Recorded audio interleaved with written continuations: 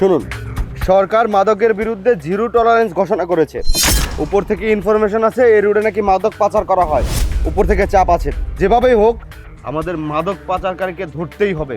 বুঝতে পেরেছেন? জি স্যার। চোখ কান খোলা রেখে ডিউটি পালন করবেন। কোনোভাবে যেন মাদক পাচারকারী আমাদের হাত থেকে ছুটে না যেতে পারে। জি স্যার। তা না হলে কিন্তু আমাদের চাকরি থাকবে না। বুঝতে পেরেছো? জি স্যার। এই আই আই কি ব্যাপার? তুই জানিস না এই রাস্তা আমরা সকাল থেকে বন্ধ করে রেখেছি? এই রাস্তা দিয়ে মাদক পাচারকারীরা মাদক পাচার করবে। তুই এদিক দিয়ে কোথায় যাচ্ছিস বল? স্যার, আমার মোটর সাইকেলের পিছনে আমার মায়ের লাশ আছে। আমার মায়ের লাশটারে দাফন কাফনের জন্য নিয়ে যাইতেছি স্যার। লাশ? এই মানুষ লাশ নিয়ে যায় অ্যাম্বুলেন্স দিয়ে, ভ্যান গাড়ি দিয়ে, অন্যান্য যানবাহন দিয়ে। তুই মোটর সাইকেলে করে লাশ কেন নিয়ে যাচ্ছিস? স্যার, আসলে জানেন কি, আমার মায়েরা ছোট মানুষ, খেলাধুলা করতে করতেই ও হঠাৎ করে একটা গাড়ির তলা যায় পড়ছে। এমনভাবে অ্যাক্সিডেন্ট হয়েছে, আমার মায়েরা শরীর থেকে মাংস খইসা খইসা পড়ছে, মজকটা গইলা আরেক দিকে চলে গেছে। এই সমস্ত দেখা ভ্যানওয়ালারা আমার মায়েরটার লাশটা নিয়ে যাইতে চায় নাই। তার কারণে আমি কাপড়ের কাপড়ে বেচাইয়া নিজের মায়ের লাশটা মোটর সাইকেলের পিছে করে নিয়ে যাইতেছি স্যার। স্যার আমার যাইতে দেন স্যার, আমার মায়ের হাতে কষ্ট পাবো, আমার যাইতে দেন। স্যার, ওর কথা বিশ্বাস করার আগে আমাদের উচিত লাশটা চেক করার, কারণ এখন বিভিন্ন কৌশলে মাদক পাচার করা হচ্ছে, যার কারণে স্যার আমরা ধরতে পাচ্ছি না। আমাদের উচিত লাশটা চেক করার, কারণ এর ভিতরেও তো মাদক থাকতে পারে। হ্যাঁ, আপনি একদম ঠিক কথা বলেছেন। আপনার কথায় যুক্তি আছে, কারণ অপরাধীরা বিভিন্ন কৌশল অবলম্বন করে থাকে। এই এক কাজ করো, এটা আমাদেরকে খুলে দেখাও। স্যার আপনারা এটা কি কইতাছেন? আমার মায়ের লাশ আপনারা দেখবেন? আমার মায়ের লাশ বললাম, তারপর আপনারা বিশ্বাস করলেন না, তাই না? নিজের মায়ের লাশ নিয়ে কেউ কোনোদিন মিথ্যা কথা কয়?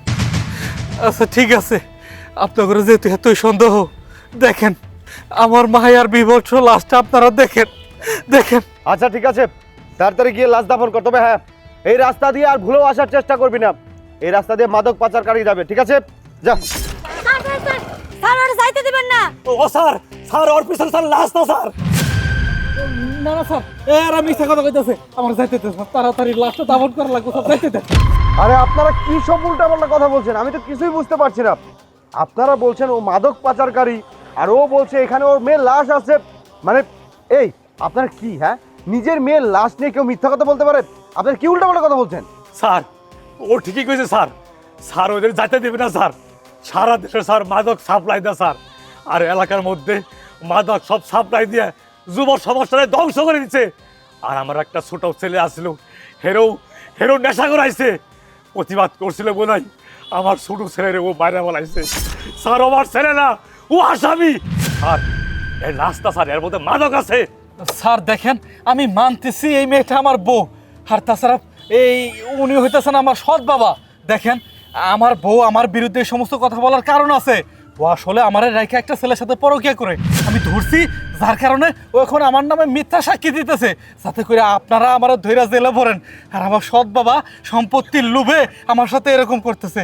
স্যার দেখেন, ওরা দুইজনে কিন্তু চালাকি করতেছে, যাতে করে আমার জেলে দেয় আর সব কিছু ওরা ভক্ষণ করতে পারে। দয়া করে স্যার, আমার মায়ের লাশটা এখন পর্যন্ত দাফন করি নাই।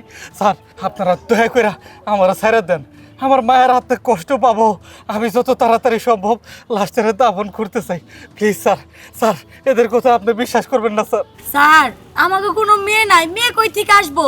এটাই তো প্রথম মিথ্যা কথা। আপনি তো আমার কথা বিশ্বাস করতেছেন না।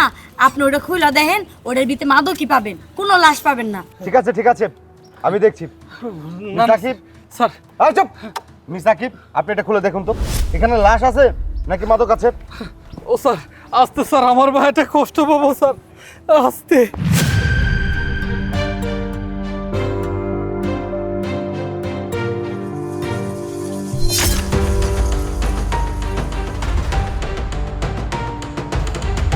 আরে এখানে তো সব মাদক, লাশ নেই।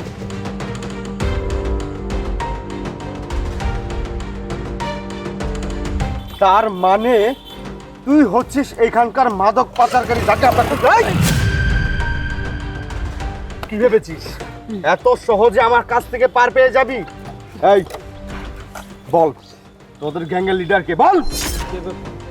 স্যার দেখেন গ্যাংয়ের লিডার যে কি করবেন, যেহেতু ধরা পড়ে গেছি এই ব্যাপারটা এখানে সমাধান করা যাবে। চুপ! শোন, তুই এত কুলাঙ্গার নিজের মেয়ের লাশের কথা বলে মাদক পাচার করিস, তাই না? তোর যে থানায় নিয়ে গিয়ে কি অবস্থা করবে সেটা তুই কল্পনাই করতে পারবি না। আর তোর বসের নাম বলবি না, তাই তো? স্যার এভাবে বলবে না, থানায় নিয়ে গিয়ে যখন গরম ডিম দেওয়া হবে না তখন পিড়পিড় করে সবই বলবে।